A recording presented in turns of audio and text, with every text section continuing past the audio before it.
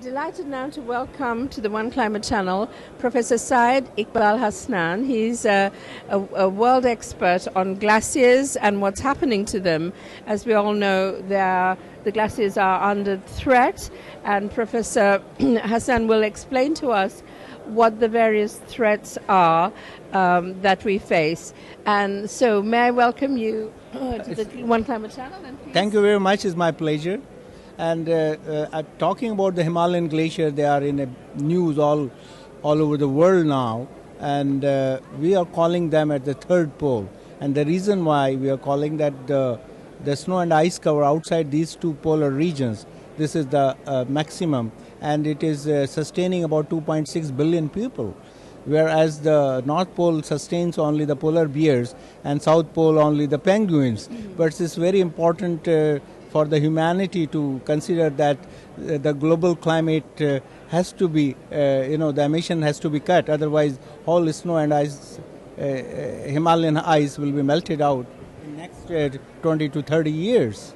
And we know that the polar bears, of course, are in great danger. They are probably not going to survive now, in fact, and we certainly don't want that to happen to people. So please tell us exactly what is happening to these glaciers, how fast are they melting, and what are the causes? After the innocent 80s, this melting is accelerated by the combination of the greenhouse gases, the carbon dioxide, and the methane and other greenhouse gases, which has built up into the atmosphere in the last 150 years and has grown more in the last 15-20 years. But beside that, another thing which is causing a big concern and is happening in the Himalaya is about the black carbon. So black carbon is coming by the different sectors, is coming by the transport sector, by the industrial sector, and both China and India are the hot spots of the black carbon.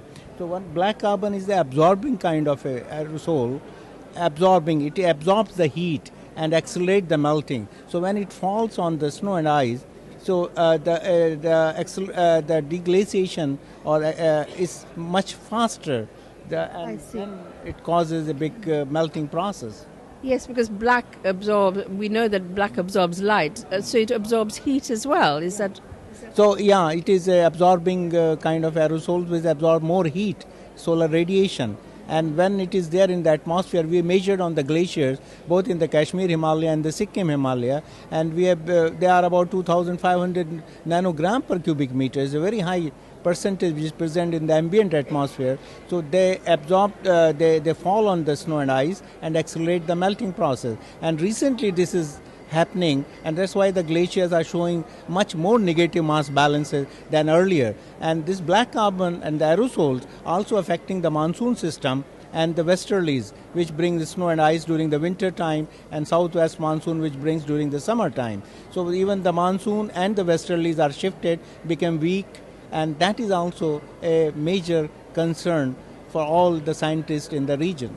And of course, if the rainfall patterns and the ice and snow patterns change, then that's of huge concern not only to the scientists, but of course the farmers who need the rainfall patterns to be stable in order to judge how to plant their crops and so on. Is that correct? Yeah, it is true that now the farmers are not getting the water the time they used to, because the sowing season is also shifted because they are not getting the proper rainfall. Earlier used to, variability is there that it's to fall, but now it is coming as extreme events. It falls for 24 hours, then they're followed by a dry period. And this year and last year it happens, and similarly in the westerlies, the winter time rainfall which comes, and in the higher altitude is bring the snow. So that is causing the big concern, even the mountainous regions. That's why the apple crop is going up, and the potato and the peas used to grow into the mountain system are not giving proper yield. So that is how the food security is totally under compromise, and the water security is a big problem. And that's really worrying in a country where people already don't have as many calories per head as they should. And to have that food supply dwindling is absolutely catastrophic. But can you say, Professor, whether this is not just a blip?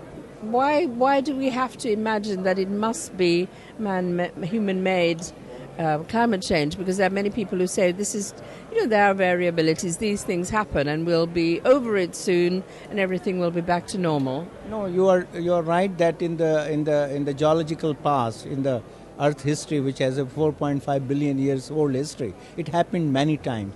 Then there was a warming period, there is a ice ages, but never in the history of in the Earth we had about 6 billion people, and we are going to be 9 billion by 2020 or 2030. So and they've never been so advanced. We never had that much advanced human being and the globalized. So this is 100% a human-driven kind of a climate change.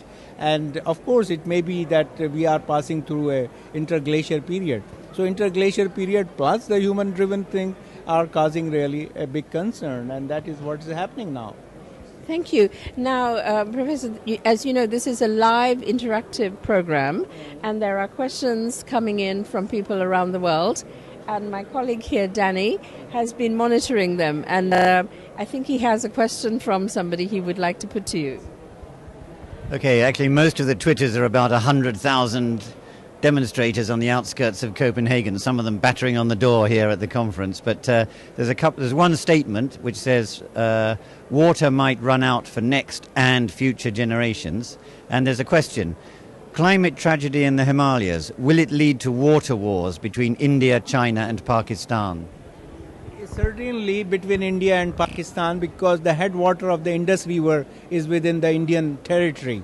And that is a region where only the snow falls. There is no liquid precipitation. So once the whole snow and ice been melted out, or the glacier melted out, so Pakistan can always say that give us water under the Indus Treaty. But we don't have a glacier, so how will give them water?